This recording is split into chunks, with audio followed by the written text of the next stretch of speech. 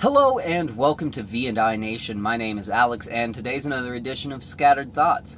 Last week, Titus talked about RoboCop and my response to the police.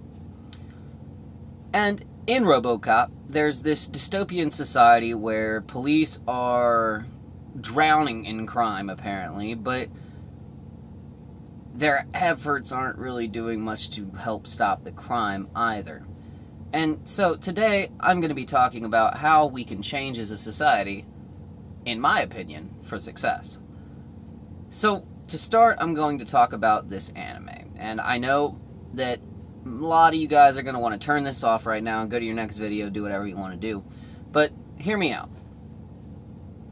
In this anime, No Game, No Life, these two teenagers are transported to a world in which everything is decided by games. Kingdoms, governments. Heck, you could challenge anybody for anything in that world. But there were a very specific set of rules. Basically like a constitution, if you will. And in those rules, it states like the challengee can choose the game and all sorts of other things. But I got to thinking, and don't you think that worked pretty well for our society? I mean, think about it. Everybody is complaining that their government doesn't do enough for them. Well, what would happen if you could just challenge any man of the government for his position, if you think you could do it better? Put your money where your mouth is, so to speak.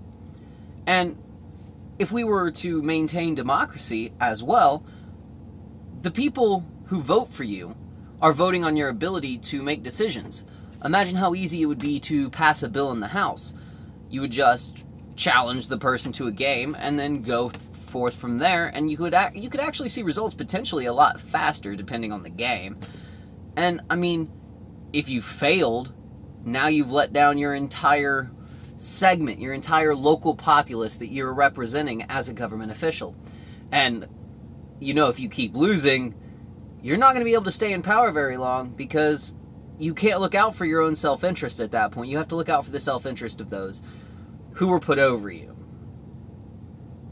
So, I mean, it's an interesting idea, and a lot of questions arise. How would you establish that? What would happen? Well, one of the rules in that constitution is that an agent penitentiary, or a outside person, essentially, will supervise the game and ensure that the rules are followed and the bets are kept. So, the police would actually have a very important job. In fact, we would need to expand our police force in order to basically be referees and enforce the laws of the games and so forth and so on. You wouldn't have to necessarily be a lawyer, but you would have to make sure you could write up a contract that states between these two individuals so it will uphold in the court of law. But then you have these agents who who make sure they're enforced or punish those for not enforcing their bets or being men of their word, women of their word per se. And so the police would actually have a function on top of cutting down a lot of crime. And the reason I say that it would cut down a lot of crime is because you could take care of things at a very small level. If you don't like what your neighbor's doing, I challenge you to a game. Alright, what are you betting? I don't like your dog, I want you to get rid of it. Okay, well, and then I challenge you for your house. Those are the stakes of the bet.